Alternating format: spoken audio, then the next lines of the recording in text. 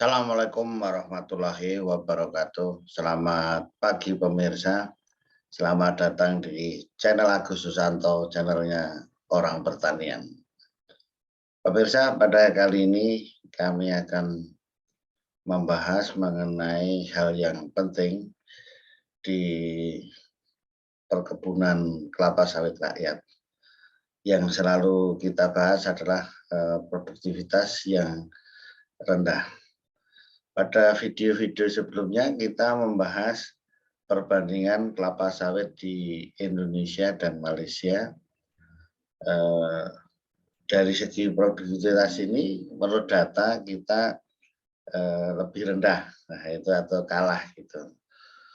Kemudian salah satu penyebabnya dari analisis itu bahwa komponen kebun kelapa sawit di Indonesia yang terdiri dari perkebunan kelapa sawit negara atau PTPN yang sebesar 5%, kemudian swasta sekitar 55%, dan rakyat yang 41%. Jadi porsi rakyat ini yang semakin meningkat besarnya dimulai sejak tahun 1990-an. Oleh karena itu sangat berperan produktivitas kelapa sawit rakyat ini terhadap kontribusinya di nasional. Oleh karena itu saya melakukan survei ke petani-petani atau pekebun kelapa sawit, kira-kira bagaimana sih penyebab produktivitas kelapa sawit di petani rakyat ini kok lebih rendah biasanya ya. Biasanya lebih rendah dari PTPN maupun swasta biasanya. Meskipun ya ada yang sekarang ya, itu petani sawit Indonesia juga banyak yang sudah maju sekarang. Itu sudah ya bisa mengalahkan justru PTPN maupun swasta. Beberapa KUD, beberapa petani itu. Nah, ini terjadi pada yang sudah melakukan peremajaan sawit rakyatnya, ikut PSR. Dan ini sekarang beberapa KUD ikut PSR ini produktivitasnya bagus gitu. Karena apa? Ini disebabkan penggunaan bibit unggul. Jadi salah satu masalahnya tercapai. Memang tujuan dari peremajaan sawit rakyat tadi meningkatkan produktivitas, yang tua sudah menurun, nah diganti dengan yang bagus. Tetapi tidak itu saja, yang jelek-jelek, yang abal-abal diganti dengan yang bibit unggul bersertifikat. Oleh karena itu sekarang kita bahas poin-poinnya satu persatu kenapa produktivitas petani sawit itu rendah. Nah ini kan pertanyaan petani kan banyak yang ke saya itu biasanya gini, Pak, kebun saya segini, kebun saya 1 hektar, itu standarnya dapat berapa sih per bulannya? Ini pertanyaan yang paling sering. Wah, ini kalau menggunakan bibit yang bagus, unggul bersertifikat, tiap bulan biasa 2 ton, 2,5 ton. Punya saya kok maksimal cuma 800 kilo misalnya kan gitu. Ini yang sering pertanyaan. Padahal kita juga sudah punya standar produksi berdasarkan kelas kesesuaian lahan. Lahan ini luas kesesuaian 1 itu jumlah tandan berapa, produktivitasnya berapa, sudah ada di video-video kita. Oke, sekarang kita lihat itu tadi penyebab utamanya apa dan penyebab yang lain-lainnya apa. Coba kita melihat.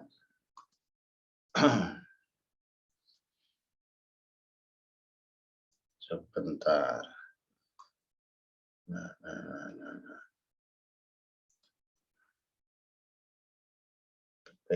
Produktivitas.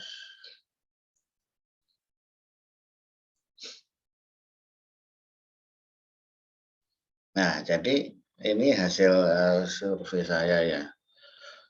Ini ternyata responnya cepat ini. Jadi para apa yang kita lakukan survei cuma dalam 1 hari sudah hampir 500 vote, 500 suara. Sudah cukuplah, sudah banyak itu. Dan saya lihat angkanya juga tidak bergeser begitu jauh. Ya. Jadi ternyata ini kan ada pertanyaan dari saya ini. Produksi kelapa sawit rakyat atau petani sebagian besar kalah dengan perusahaan. Nah itu mudahnya kan gitu. Tadi sudah saya sampaikan, ada yang beberapa menang. Penyebab utamanya adalah di perlakuan. Nah ini kan bukan pemikiran saya saja, pemikirannya mengaku yang dari petani ini kenapa memang lebih rendah. Yang paling banyak menjawab 36% itu karena masalah bibit. Nah ini makanya kita selalu sosialisasi penyakit bibit unggul bersertifikat kan ini. Masalahnya di rakyat itu. Salah satu permasalahan utama ya penggunaan bibit ini. Bagaimana penggunaan bibit unggul yang bersertifikat ini kita dorong terus supaya digunakan petani gitu. Karena ini pada kenyataannya banyak sekali petani yang masih menggunakan bibit yang abal-abal tadi, yang mengakibatkan produktivitasnya ya nggak naik-naik gitu. Ya itu banyak yang tanya juga, Pak, gimana? Ya diganti secara bertahap sesuai keuangan masing-masing, ya gitu. Sehingga bisa sustain. Ini yang diharapkan. Jadi permasalahan utamanya di bibit nomor 1, 36%. Kemudian masalah-masalah yang lain itu hampir sama ya, yang diungkapkan. Sekitar 20% lah itu rata-rata. Yaitu misalnya kalah di perawatannya, nah itu 22%. Kemudian di pupuknya 21% dan modalnya 19%. Jadi kita bahas dulu yang dari pupuknya. Ya, memang banyak petani kelapa sawit itu ada yang tidak memupuk, ada yang tidak memupuk. Atau pupuknya yang paling sering saya perhatikan tidak lengkap.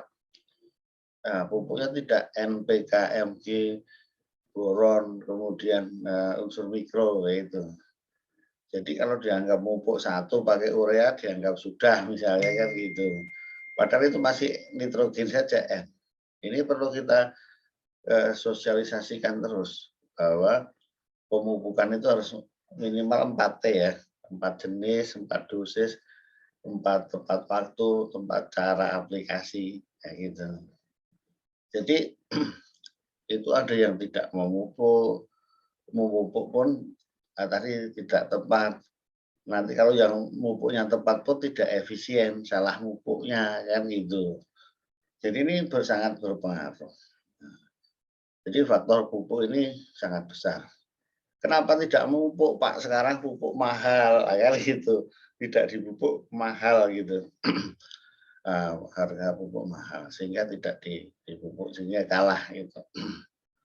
Masalah pemupukan kalah dengan perusahaan yang memang sudah komitmennya tahu bahwa pupuk itu cost-nya 60%. Nah, kan gitu. Sehingga kalau tidak dilakukan sangat berpengaruh. Kemudian yang berikutnya perawatannya. Nah ini yang mengaku perawatannya ya gulmanya ya semak gitu ini. Kemudian piringannya nggak bersih. Nah, terus pelepahnya gondrong. Nah, ini yang sering tidak dilakukan. Kemudian ada lagi ya, perawatan itu kalah kenapa? Hasil survei nanti kita sampaikan.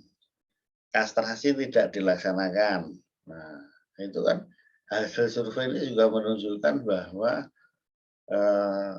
petani tidak tahu. Kemudian sayang melakukan kastrasi, harganya sedang bagus kok dibuang kayak gitu. Ini masalah perawatan juga kalah. Nah, kemudian ada yang menjawab lagi banyak. Ini sebenarnya saling berkaitan. Modalnya kalah ya. Memang betul ya kalah modalnya. Kalau modalnya banyak bisa melakukan ini melakukan itu. Nah, ini petani tidak bisa melakukan, Pak. Ya, karena gimana, Pak, kebutuhannya banyak, ya, untuk kebutuhan anak sekolah, kebutuhan yang lain-lain, sehingga tidak bisa full untuk hanya mengelola itu tentunya. Ini yang penting diperhatikan. Jadi ini beberapa poin ya, ada 4 poin. Kemudian ada yang lainnya 3% ternyata. Nah, kemudian ada komen-komen, nah itu ada yang menyampaikan kalah ilmunya, kalah ilmu pengetahuannya tidak menguasai. Ya betul juga gitu, meskipun itu sedikit ya. Karena sekarang ya belajar dengan secara online juga sudah bisa, sudah mudah, lebih mengerti gitu.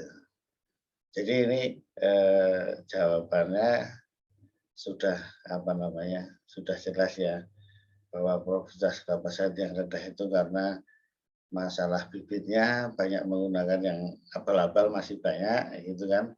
2 pupuknya juga tidak dipupuk atau tidak lengkap pupuknya atau salah pupuknya. Perawatannya tidak maksimal, tidak dikastrasi misalnya, ada hama penyakit tidak dikendalikan, piringannya nggak bersih. Nah itu contoh-contoh kalah di perawatan. Kemudian modalnya, ya modal memperbaiki jalan nggak ada, ya kan, digunakan untuk yang lain. Nah, jadi cuma panen aja gitu. Kemudian itu semua alasannya memang.